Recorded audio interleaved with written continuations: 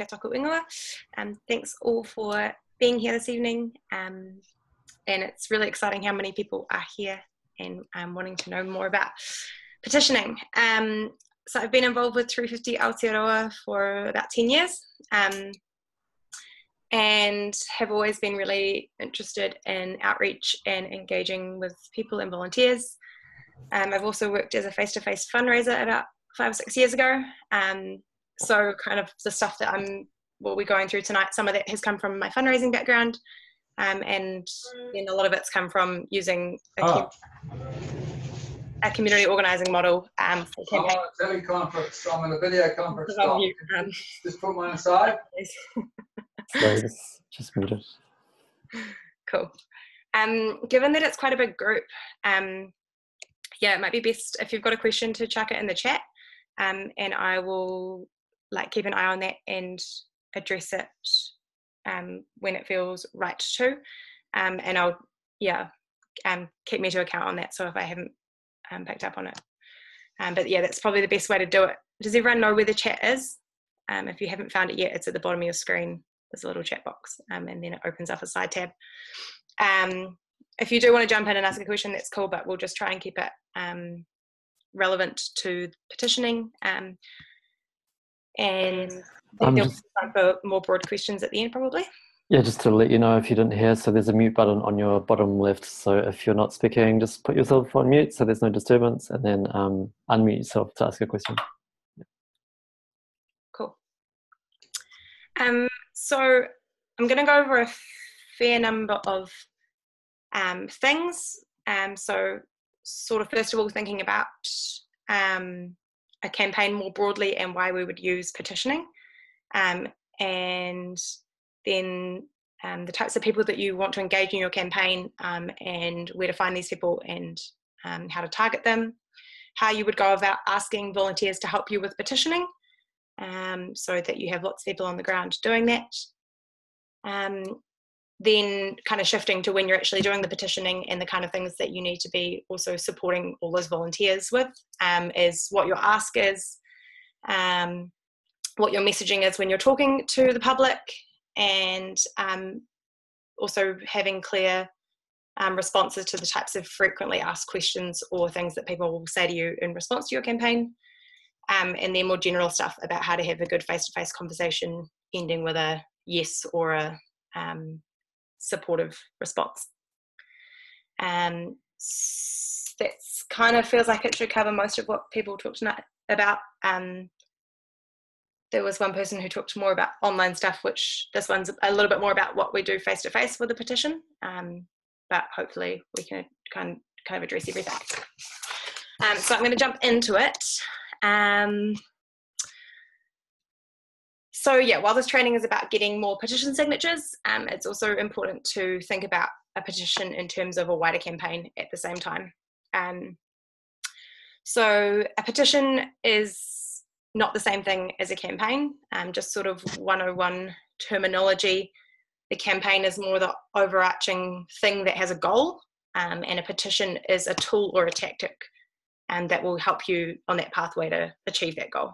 It's often not the only way that you'll get to winning a campaign. You often need to be doing some behind the scenes work with the person that you're trying to influence as well. And you may have a number of pathways to achieve a campaign. And it's really useful for when you're doing, having a campaign, having a clear time limit or a target, and then that should be reflected in your petition. So as a time-specific campaign, for example, the Mike Hosking petition, which is the one that I launched on Action Station last year, was probably a month out from the election debate, when Mike Hosking was announced as the moderator, and so that one had a clear end on it. The petition needed to be out in the public and handed over within about a month. If it's a campaign like lots of the 350 ones, it's often an ask to an organisation or an ask to university or institution to get them to stop doing something. So the campaign goes for as long as it takes for that decision to be made. And then your target or your thing about your petition that gets a bit more bound might be the number of people you hope to sign it before you have a handover. So at the Fossil Free University of Auckland campaign, we very early on in the campaign, so that campaign's been going 4 years now. I think it was after 2,000 signatures that we decided that was a good time to hand over the petition to the University Council. That was 3 years ago now, so other things have happened in the campaign since, but that was the key time. So when you are doing a petition, it's important for both for yourself and for the sake of the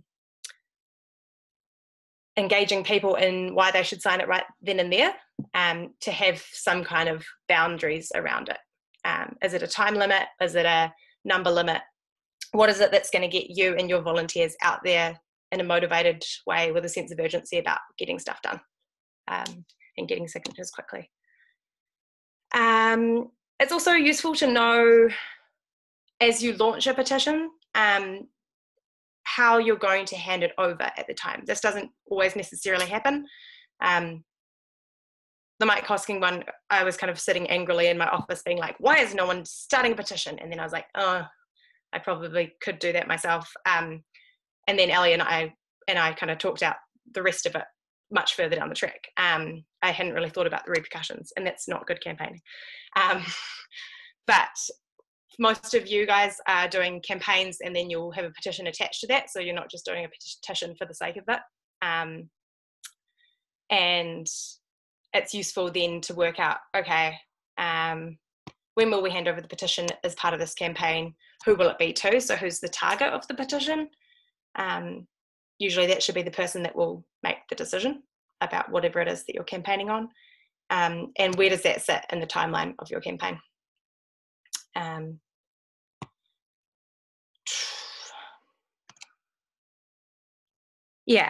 I guess the next thing is why a petition.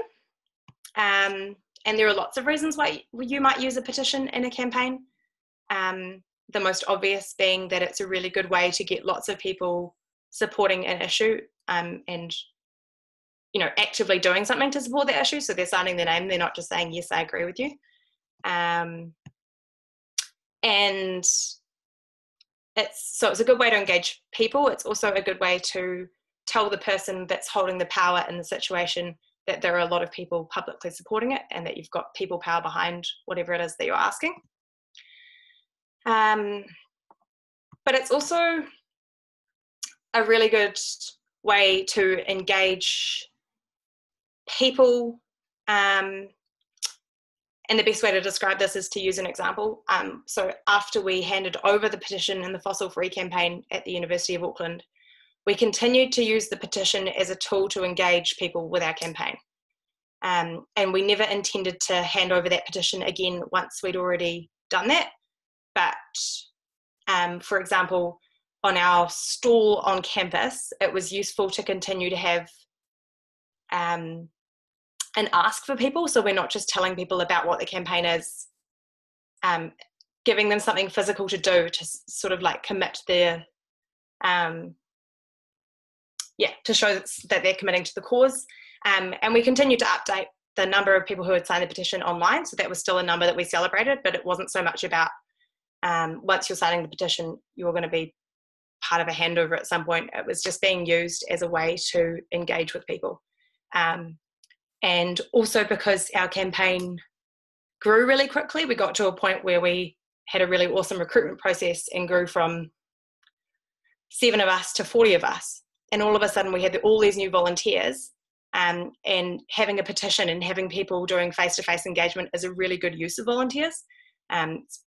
It's something that doesn't require a lot of training. You could have a session similar to this one for about an hour or even less than to talk to people about how to have a good face-to-face conversation and get petition signatures. And then it's a really good way for people to feel like they're involved with the campaign, and it is still useful. And you're also then always having a public presence if you're doing something like a petition, people see you regularly out on the street or out on campus or wherever you're doing stuff. And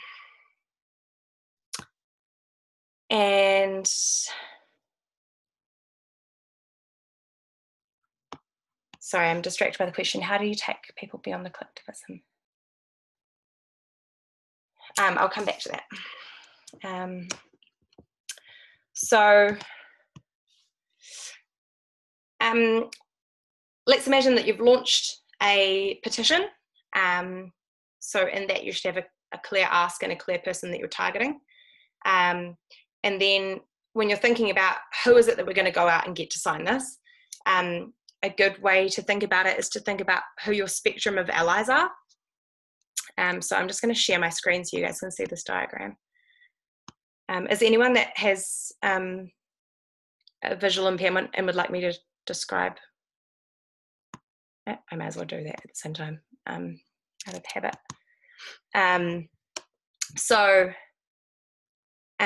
This is a pretty simple, and a lot of people who've done campaigning for a while may have seen this before. It's called the spectrum of allies, and it's basically just a half circle split into wedges. So on the right hand side there's active opposition. So that's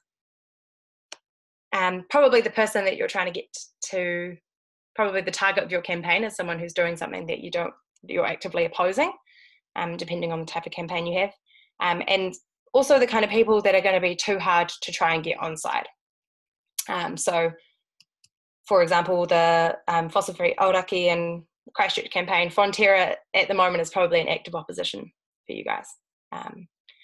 And you're not going to go around petitioning Fonterra employees to try and get them to sign the petition as your first step. That's making your life really difficult. Passive opposition is people who don't agree with what your ask or your cause is, but they're not really doing a great deal against. They're probably people who are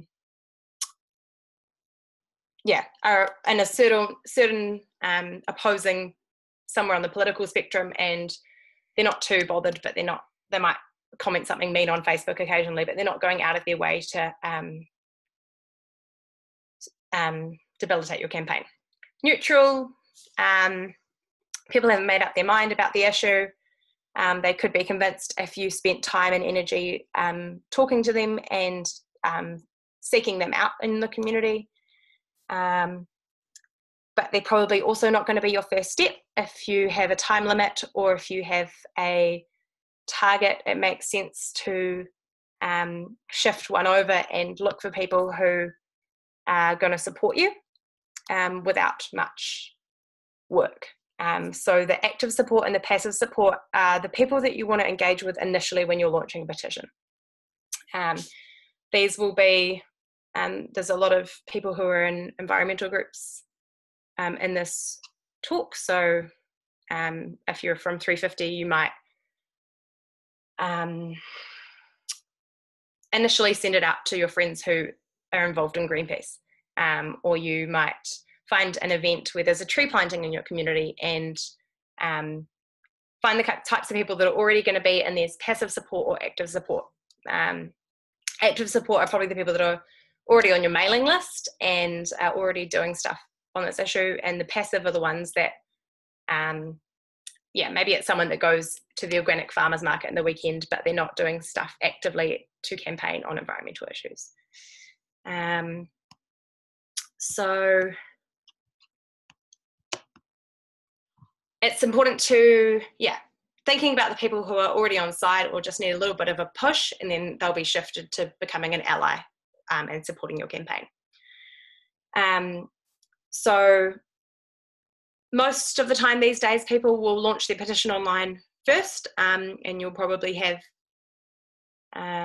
people do it differently, but I'd probably do a launch a petition, get everyone that you know and in your group already sharing it on social media, and you'd probably send a mail out on the day that you launch the petition. But when we're thinking about the face-to-face stuff, which is kind of more what this training is about, is once you've got that first base of online support that's relatively easy among the networks that you're on, how do you get the people face-to-face? So I would create a mobilization strategy. So having a clear plan of who you're going to target, where you're going to find them, and when you're going to be doing that. So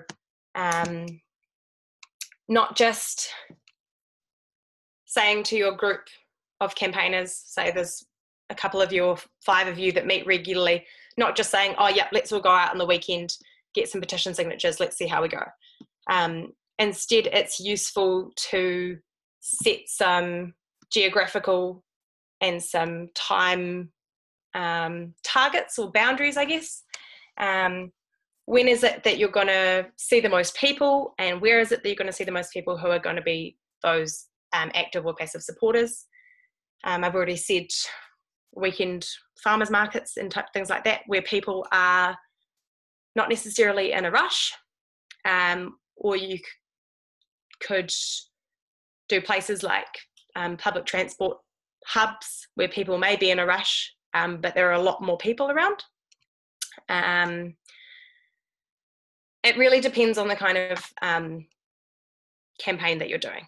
So for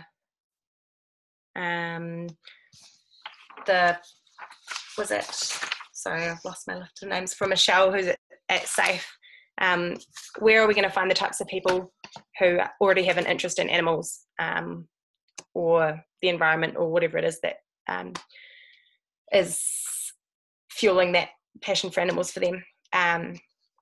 And yeah, then also thinking about peak times that people are there, and usually going out in groups when you're petitioning is more motivating. You can go out by yourself if you're the only one that has spare time that day, but I've always found that fundraising when you're at least in a pair or in a small group is a really good way to motivate each other and support each other. And it means that if one of you feels like taking a break, you still have a presence where you're at because you've still got another person there. So finding times that work for your group.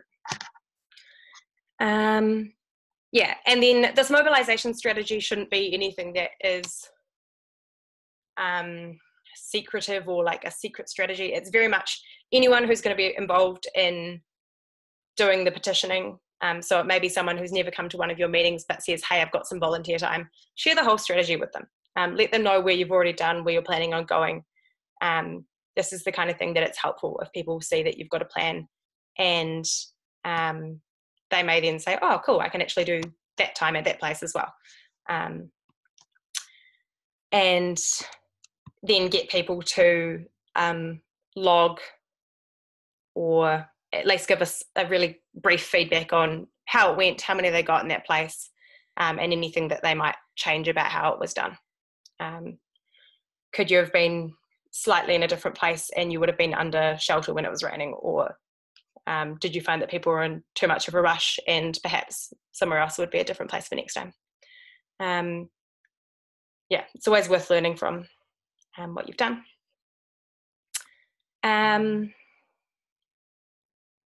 Yeah, and going back to doing it in pairs or not, I'm someone who has always found it helpful to have goals and targets, both as a fundraiser and when I'm doing petitioning for whatever the cause is.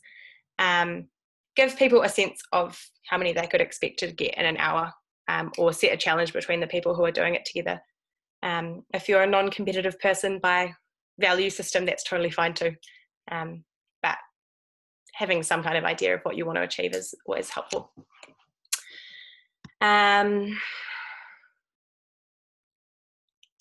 Cool. I'm going to jump to how you might ask someone in your group who, or not necessarily even in your group, how you might ask people to help you with petitioning.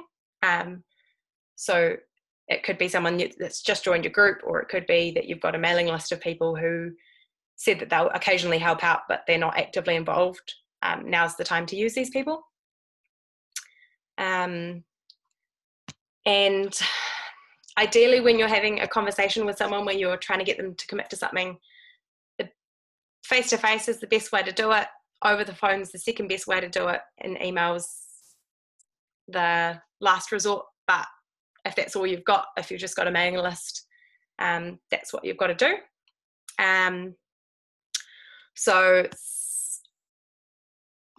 I'd always, and some of this will be similar to what I then say about how to talk face-to-face about petitioning, but it's just real simple how to have a good conversation with someone. Ask them how they are, ask them questions, ask them if they know about the campaign, and if they've got time at the moment, and have a specific ask for what you want them to help out with. So getting a call and it's like, hey, it's Erica from 350, can you help us at the moment? I don't necessarily, the person on the receiving end of that, it's hard to make a commitment to something when you don't know what it is. And I know personally that I find it hard to say yes to doing a favour for someone if I don't know what it is, because I often get asked for favours that I may have said no to had I known the full story. So be really clear. Hey, it's Erica from 350. We've just launched our new petition, and this weekend on Saturday we are going to X location to get more petition signatures. Can you help us out? If the person, and yeah, so the same response, if you, same sort of layout if you're doing it by email. Be really clear about when it is, what you're doing, why you need them as well. So we're hoping to get as many volunteers there as possible to have the biggest weekend of petitioning ever, or it's important that we get a great number of volunteers out on the streets for the first weekend, or whatever it is. And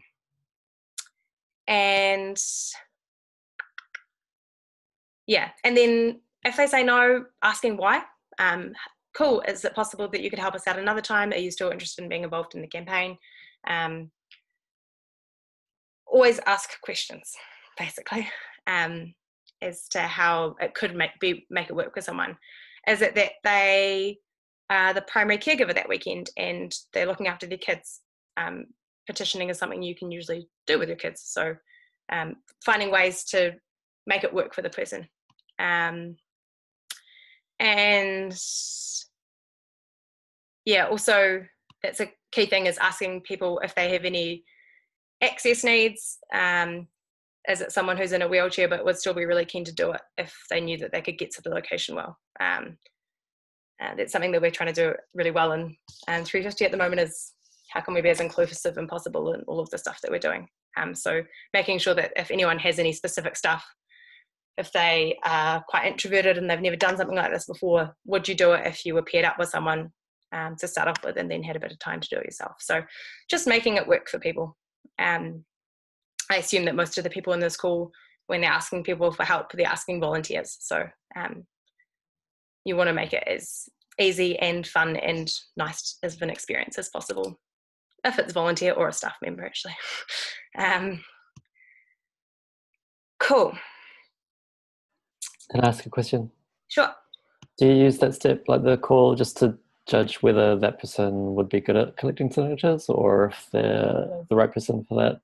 Some people, then they have, like, they're good at different things, or it might even be a case where you don't want someone to represent your campaign on the street.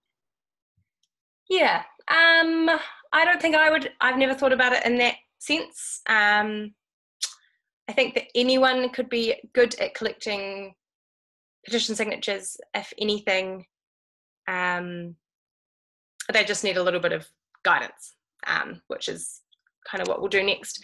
And generally, it's either usually one of two things: that someone needs a little bit of a confidence boost in how to do it, so giving them the tools to be able to do that.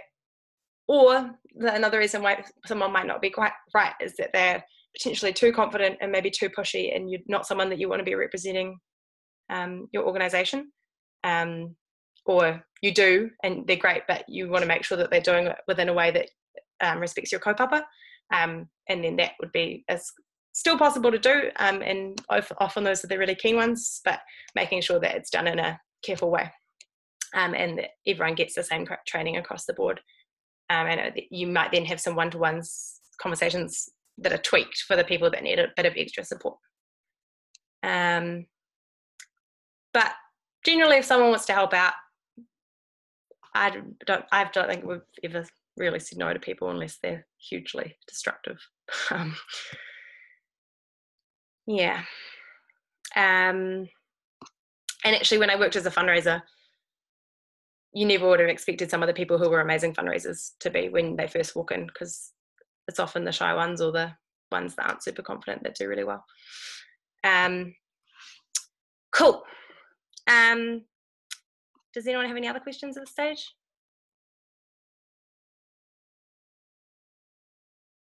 I do, but maybe I can leave it to afterwards. Cool. If it can be afterwards, that's cool. So the next thing is, this is both for yourself and the kind of stuff that you need to be sharing with other people, if you're going to have other people going and doing petitioning, is having a really clear ask. So you've probably already got a like a headline to your petition, or a title, or the key wording to it, but you want to have a really clear ask for the people that you're asking to sign the petition. And that messaging should be really simple and encompass the crux of what the campaign is.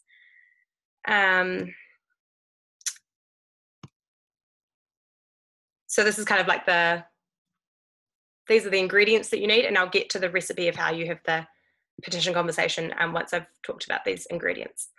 And in terms of your messaging, have people heard of a 1+3 before? In terms of comms, I'll quickly talk to that.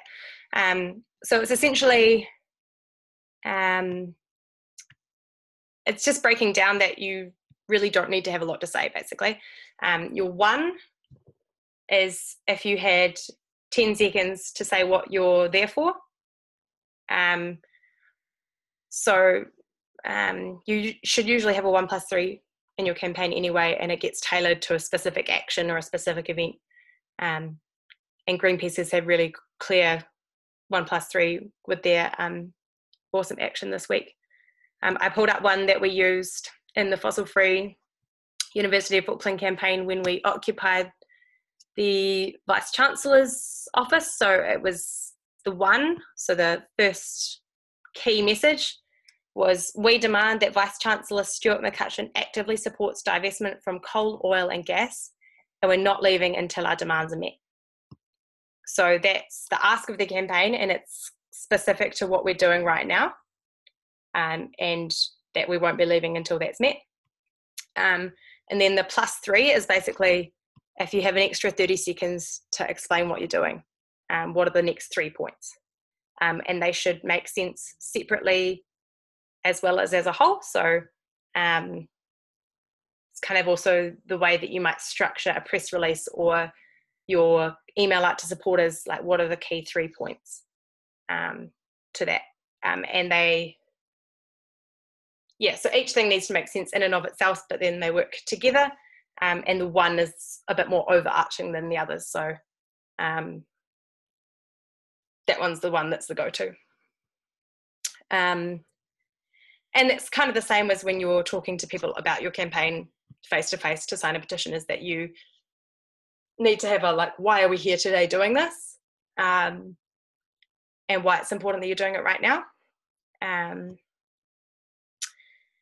And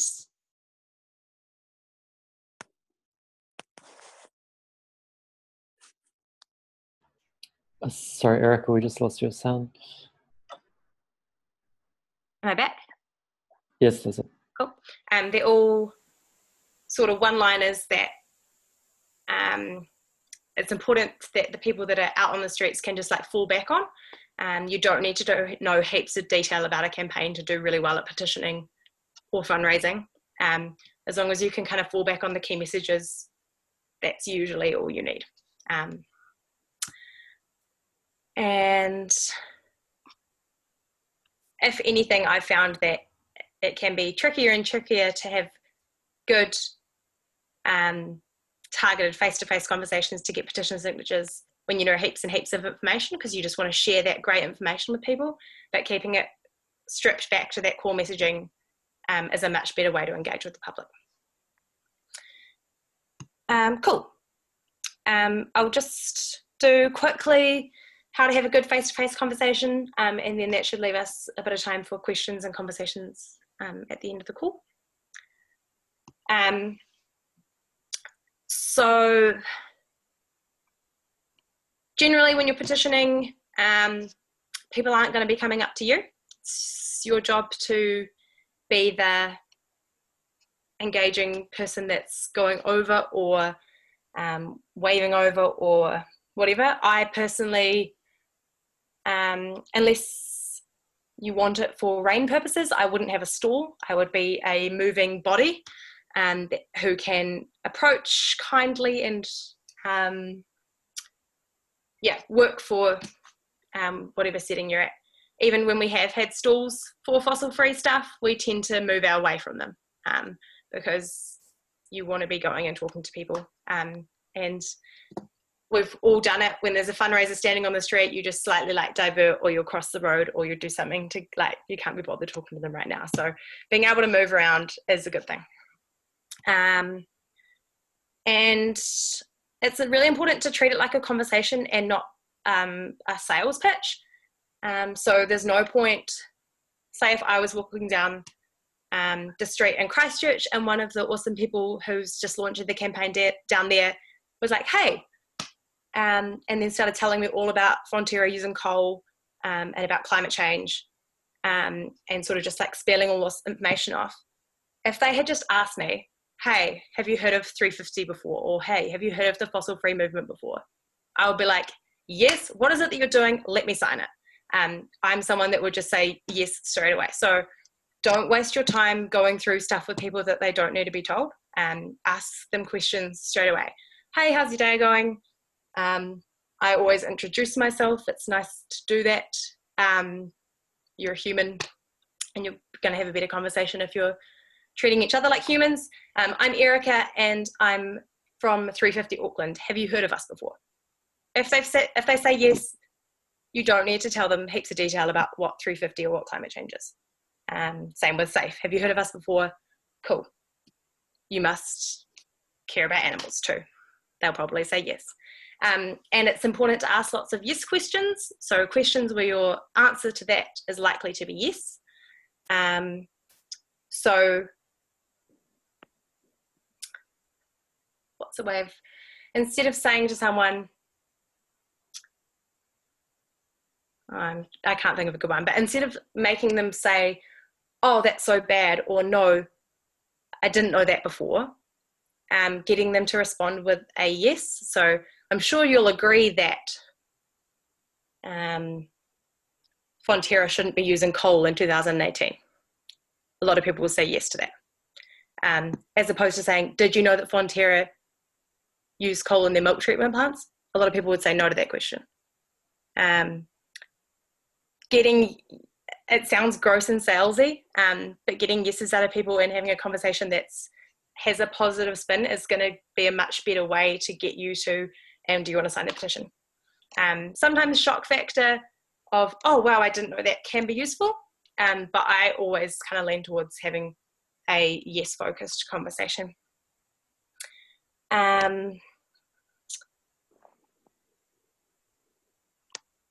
And yeah, I guess with the detail that you're going into about what your petition is about, continuing to ask questions if they know what you're talking about already.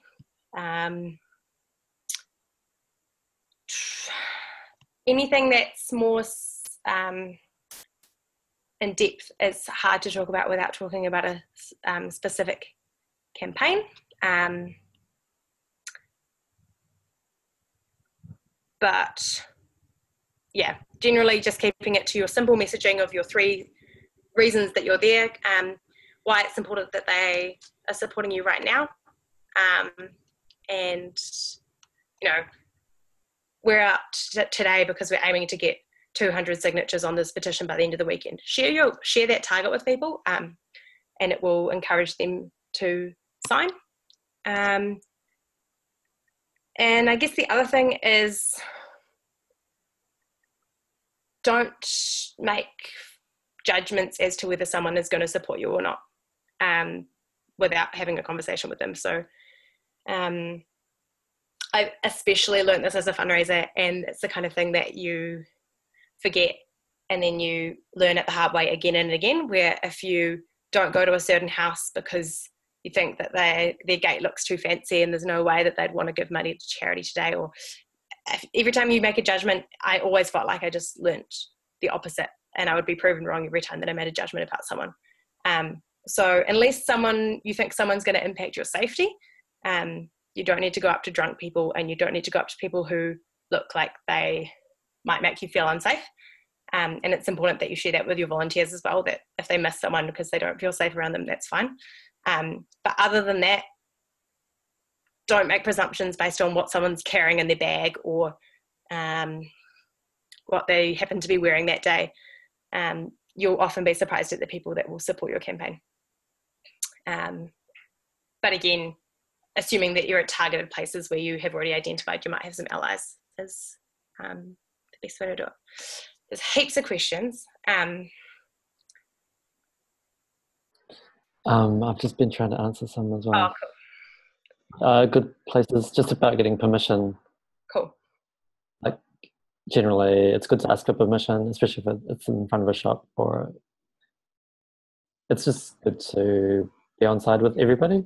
Yeah, anyway. Totally. Yeah.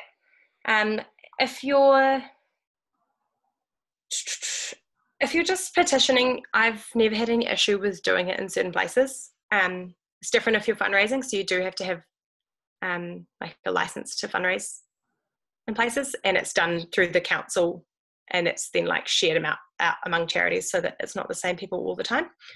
And same with if you're doing protests or actions, it can depend. So like at Parliament, you have to book the grounds kind of thing and let them know that you're coming.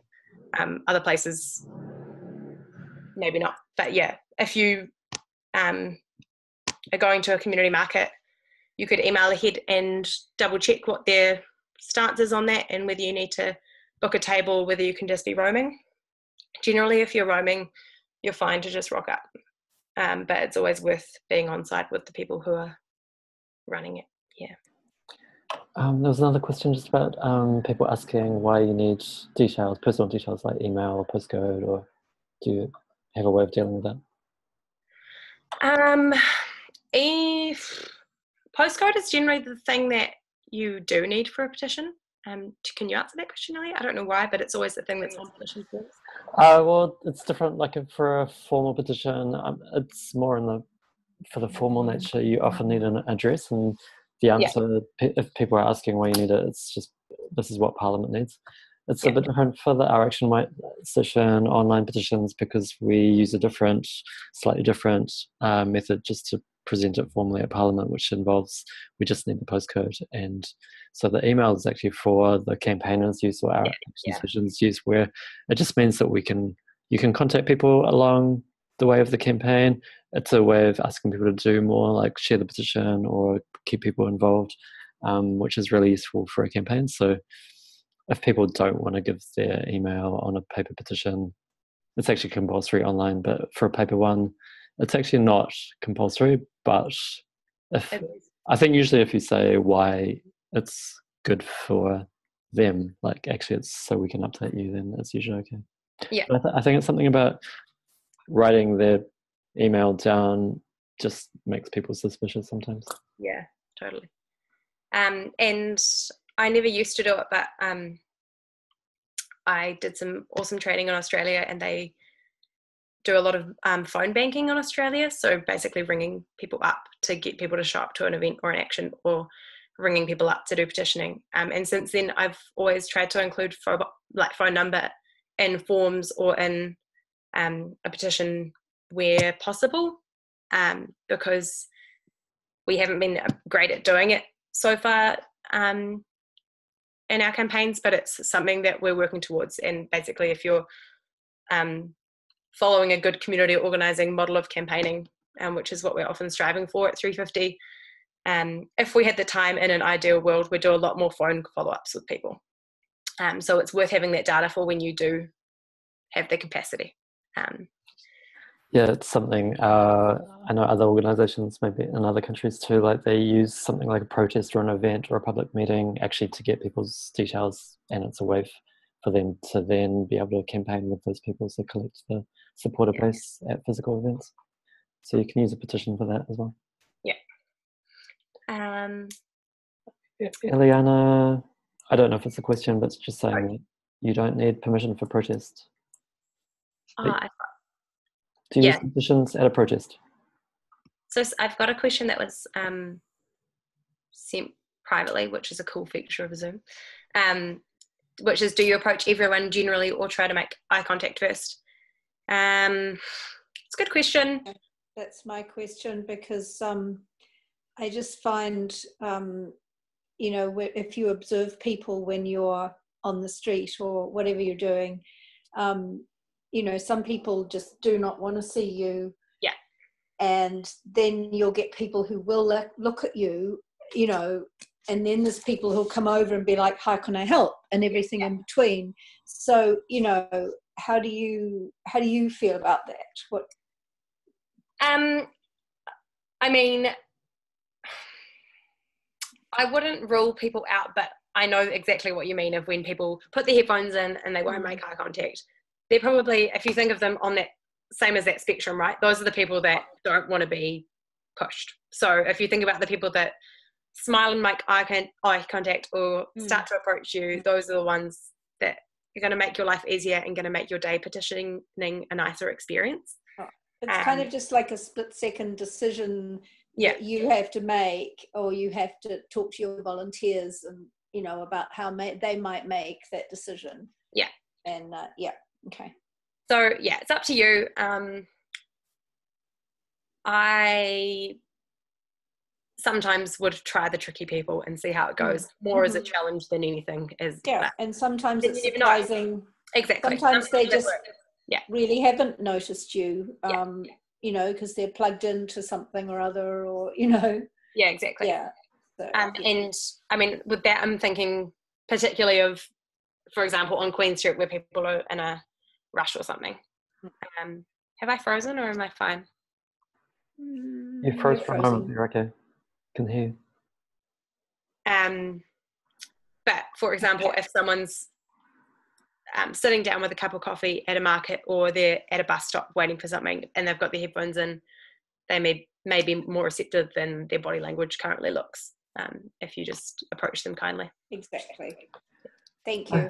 I think generally as a rule also you need to be proactive. So it could be just a smile or eye contact or saying hi if you stand against the wall and don't do anything. Yeah, which is why I'm very against having a table in front of you.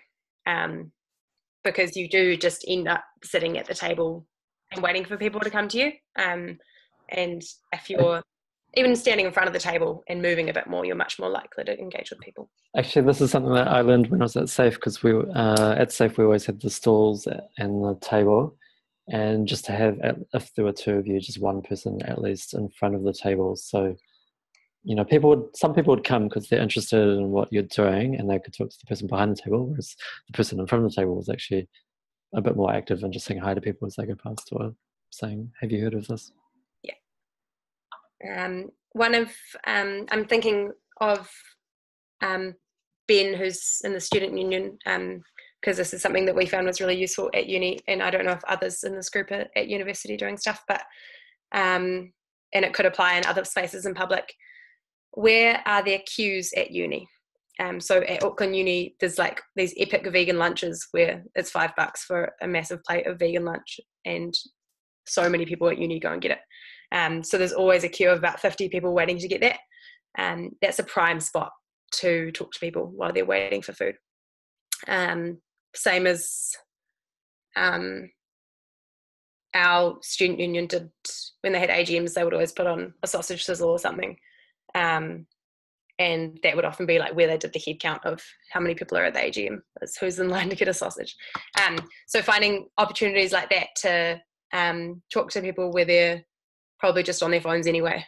What day of the week and time is vegan lunch at Auckland Uni? Tuesday, Wednesday and Thursday. Important information.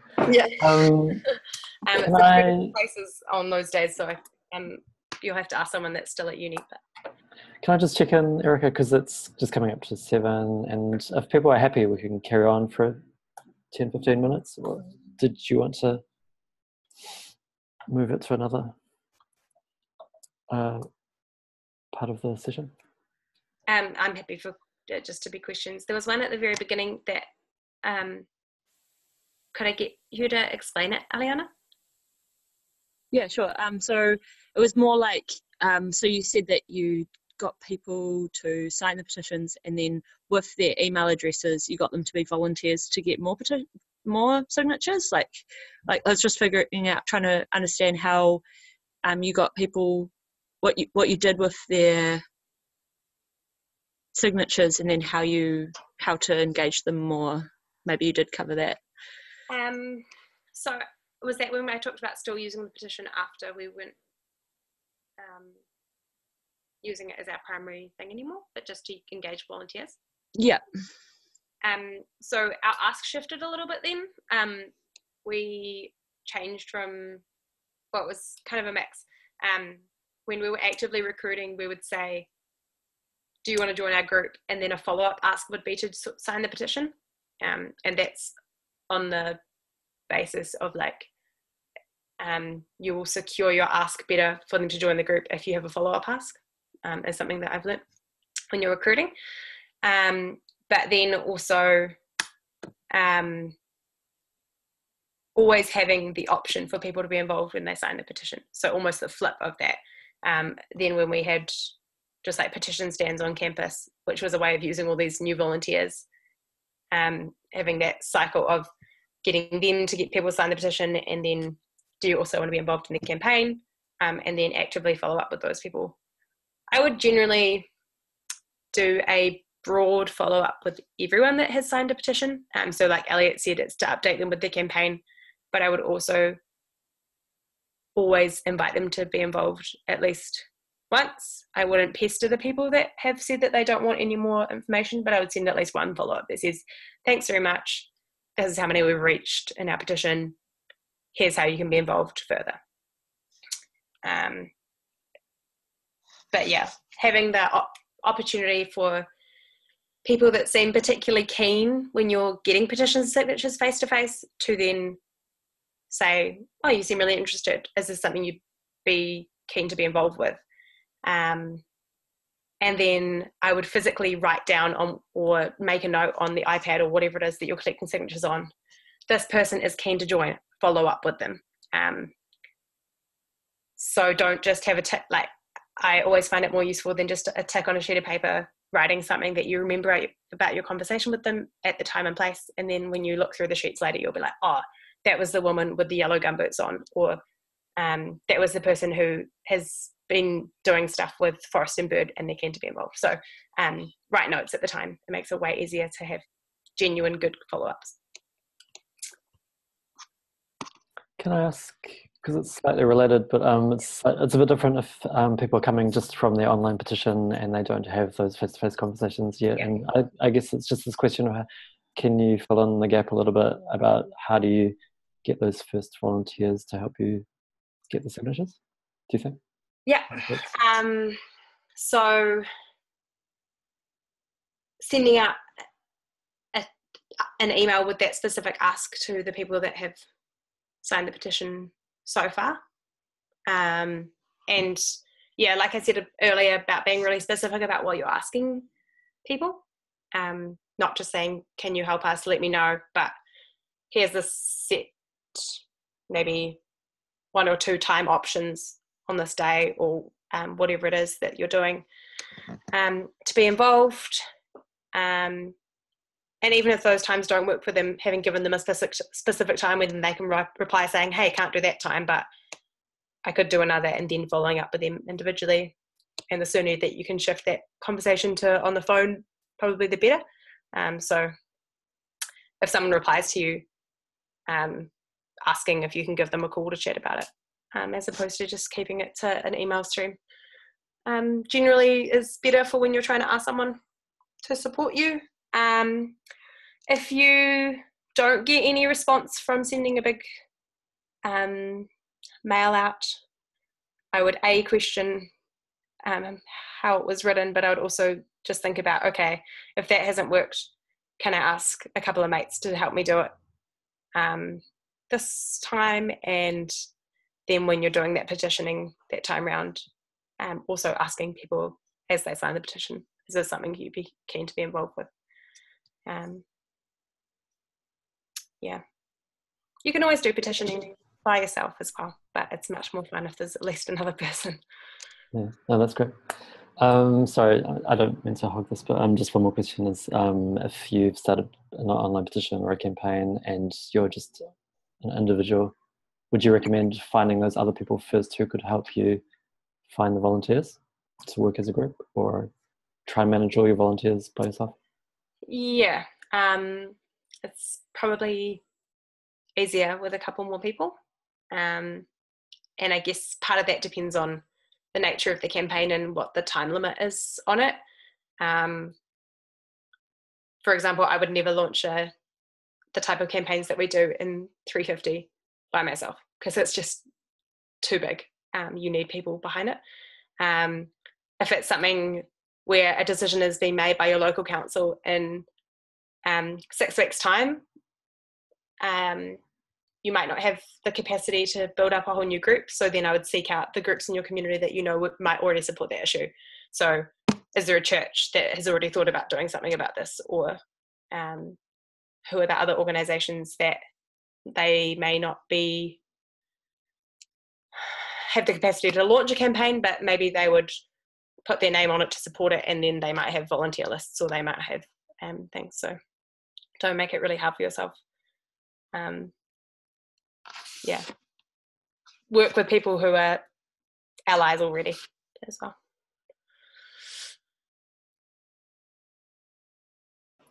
I think it's better, to have a shorter, more intense petition, or a longer, maybe slightly less intense one. Really depends on the campaign.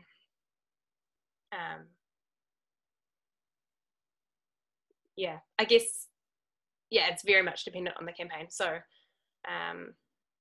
and your petition is always going to be one tool or tactic towards achieving your campaign goal. So, some campaigns, a petition might win it, or but for something like probably what 350 in Wellington is doing, you're going to have to be doing other things as well. So I don't know what your guys' new campaign is. I'm looking forward to hearing about it, but probably you'll also have some less publicly facing engagement with whoever you're targeting in the form of email or meeting them, or whatever is possible. And you'll also probably be having, I like to think of like a campaign as like, what are the kind of like 5 strands or the fingers of it that are working on it towards that, and the petition is probably one of those things. You'll also then have like a comms and social media strategy where you're trying to get media or op-eds or other stuff that's supporting this ask in your petition. You will also probably have actions and events to either support the petition. So you might have a petition launch event, which is something we're doing in Auckland. But then you might also have some kind of action or demonstration further down the line. You might have some non-violent direct action. And they're all kind of feeding into the main goal, but they're all contributing in different ways. The only time that I've had a really petition-focused short-term thing was the Mike Hosking thing, and that was purely because it was such a short period. Yeah. And I guess even with that, like the key learning from that was that publicly, that was a petition where the outcome didn't come, right? So it was asking TVNZ to remove Mike Hosking from the moderating the election debates. And retrospectively, I've thought of it in a different sense. I think if the campaign is to have a fair moderator for the election debate, that petition was targeting Mike Hosking particularly. But actually the outcome meant that Mike Hosking was a lot less Mike Hosking than usual, because there was so much public pressure for him to be removed. So the actual overall goal of having him removed was somewhat achieved because he did tone himself down, even if the petition didn't work. So even that, which felt very much like a petition focused campaign, wasn't entirely, I guess. Yeah, so never send your campaign entirely around a petition, I guess is what I'm trying to reiterate. I think how that really worked also was it was around a hot moment, so it was very topical. It was in the media. There was a election deadline, so it was very different to other types of things. So if you have a moment like that, then it's great if you can see it and just try it out and see if it works for your campaign. But otherwise, I think for most things, like unless you have a really specific deadline, then it's going to be a longer term campaign. And particularly with a petition, your deadline may come up once you've already launched your petition, and once your campaign's already been going, you might notice a moment which you're like, the Minister for Conservation is making a decision in the next couple of weeks. Now is the time that we should hand this over, which might be information that you didn't know when you initially launched it. So it's looking for the moments once the campaign started too.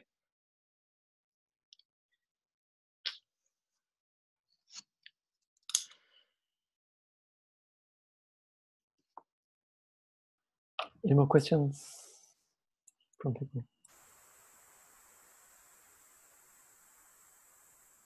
I think you can just say it out loud now. Ileana.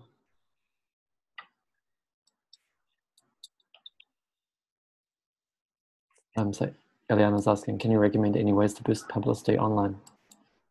It's not my skill set. I'm very much a face-to-face person.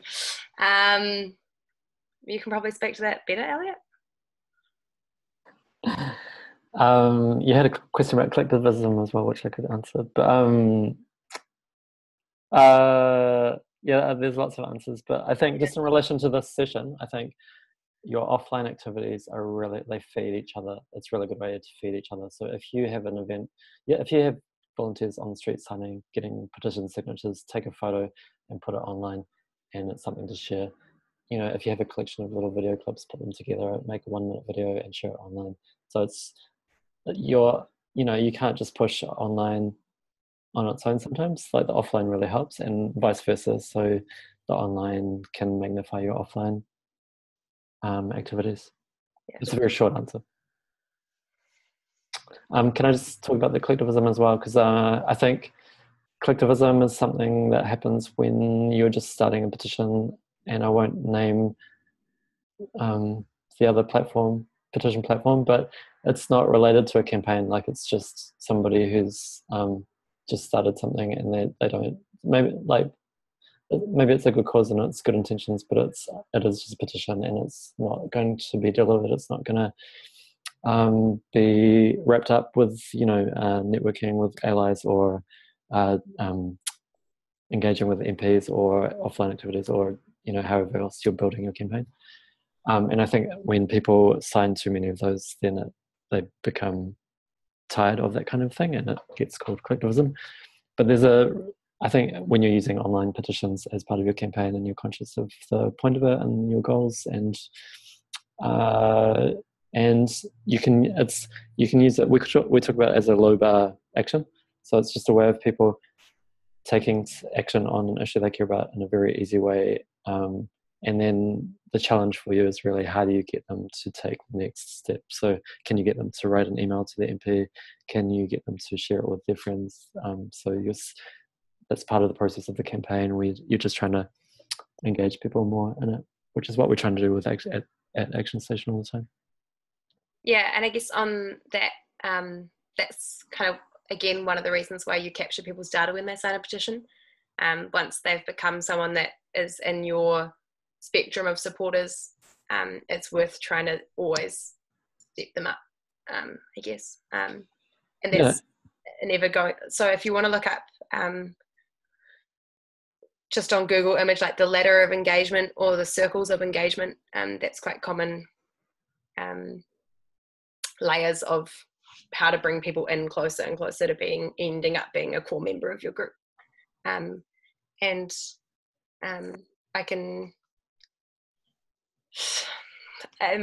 a whole nother training, is how to get each layer in closer. But I've done that for 350 before, and I'm likely to do it again for those of you who are in that. And if other people want to see those kind of resources, I'm happy to share them. Yeah, I think also when you're out on a stall talking about an issue, people just come up to you and if they know your issue, they just say, "Where's the petition? Can I sign the petition?" Yeah. It's actually something that people know how to do, or they know they're actually looking for it sometimes. Yeah, that's true. Actually, if you are going to have a stall, if you are going to have something that's stationary, you may as well have a good banner, and you may as well have your ask in a really cool visual way. So if you're from 350 or if you're from SAFE, it's useful to not just have a banner that says 350 or SAFE, have kind of that campaign's message on that banner. That will get people over pretty quickly as well if it's something they support. I think, is that related to your question, Melanie, about sandwich boarding?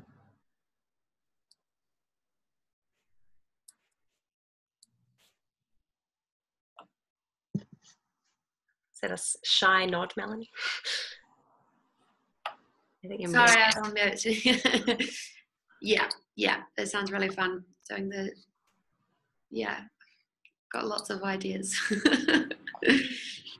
Yeah, having a cool costume or a cool prop is never harmful as well. Like make it fun. Yeah. Have something that kids will run over to and then their parents will have to talk to you kind of thing as well. Yeah, sounds cool. I guess the one thing with that I always think it's easier to keep stuff simple, and same with messaging. So make sure that whatever it is that you're doing visually, or if it's a costume or something like that, that people can look at it and they get it straight away, that there isn't some like weird pun or weird something that takes a little bit of understanding of the issue to understand why you've chosen to have a turtle or a make sure that it makes sense.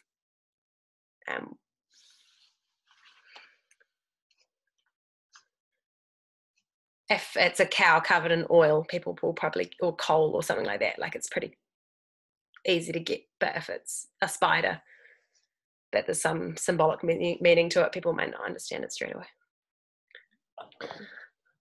Michelle, can I ask you do you have any comments or questions? Because I know you do lots of petition signings with SAFE.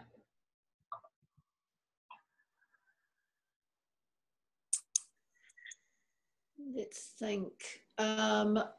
Some of these, all of these ideas have been really useful and very much resonated.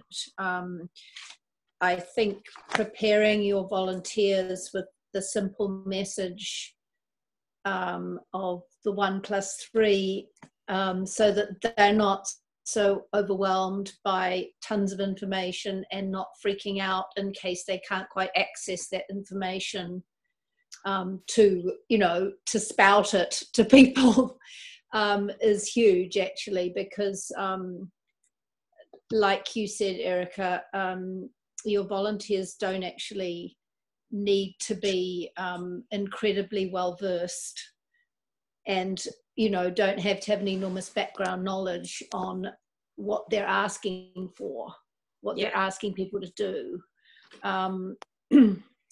And I think from what I've seen, the barrier situation with the table or the stall can actually keep volunteers back from where they really kind of want to get out from there, but they, it's like a security type thing.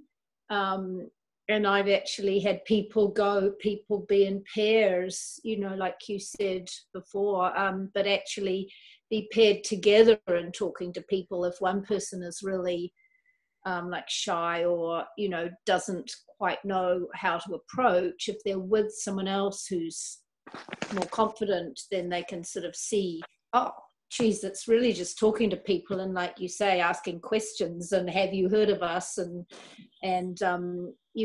what do you know about factory farming in New Zealand, or stuff that's, then they see that it's actually pretty easy to talk to most people. Most people kind of want, kind of friendly, really, Yeah, you actually, you've prompted me to think of 3 things to say. Oh, good.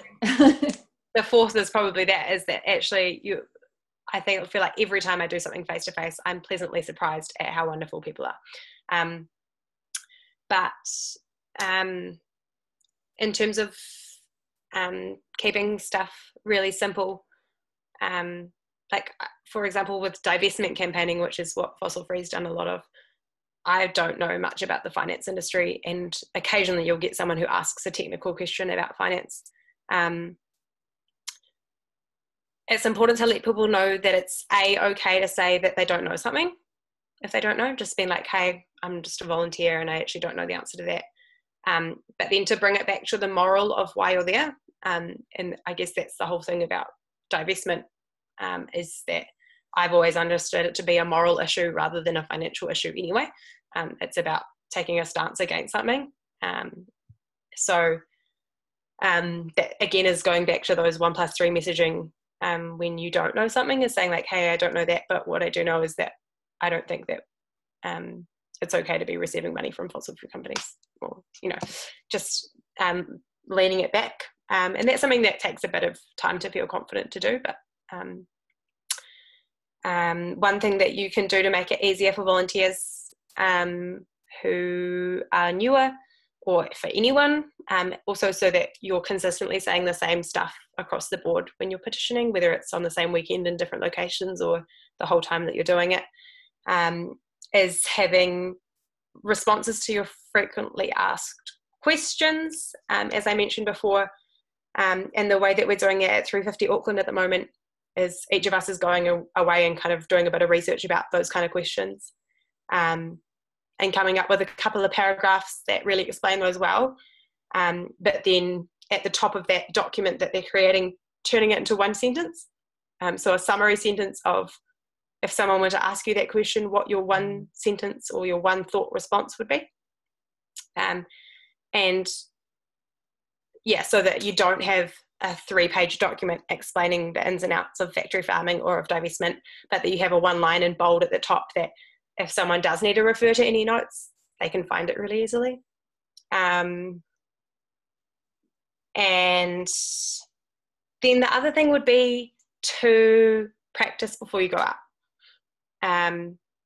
After I did fundraising for about 6 months, and even every day we would have an hour of practicing before we went out.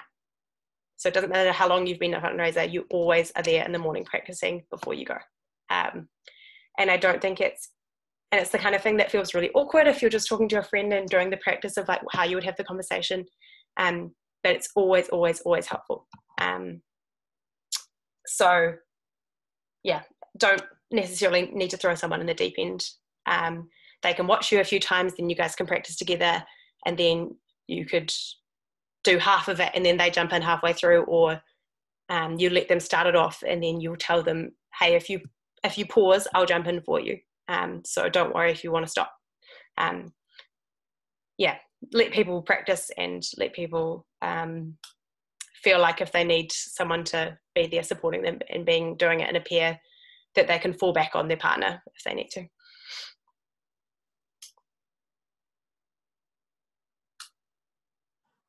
Made me think also of when you're using a clipboard, sometimes it can be a barrier as well, depending on how you hold it. Yeah. Whereas if you actually have an image or something, Eliana, you just reminded me of it, but if you have a picture on your clipboard or something of the issue that you're talking about, and you show it to them, it's actually putting yourself on the same side. It's like you're standing next to each other. It's like a little body posture thing.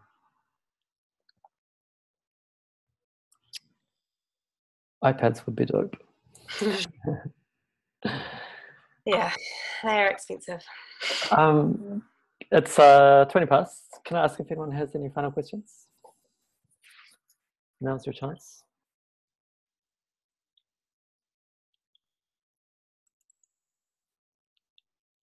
Or I'll wrap it up. I'd just like to say thank you so much, Erica, for doing this. It's been awesome, and totally appreciate your time, giving your time for free, which is awesome. And thanks everyone. If you have any further comments or feedback, feel free to get in touch. And yeah, thanks for your participation, and good luck with your campaigns too. Thank you. Thanks, Erica. Thanks, Elliot. Thanks, guys. It was great. Very much. Cool. Cool. Thank you all so much for coming. If you have any follow-up questions, I'm happy for Elliot to pass those on to me. I'm sure that all of the 350 people, I will see you on a Skype call at some point, or face-to-face soon. Awesome. Good night. See you, everybody. Bye. Bye. Thank you.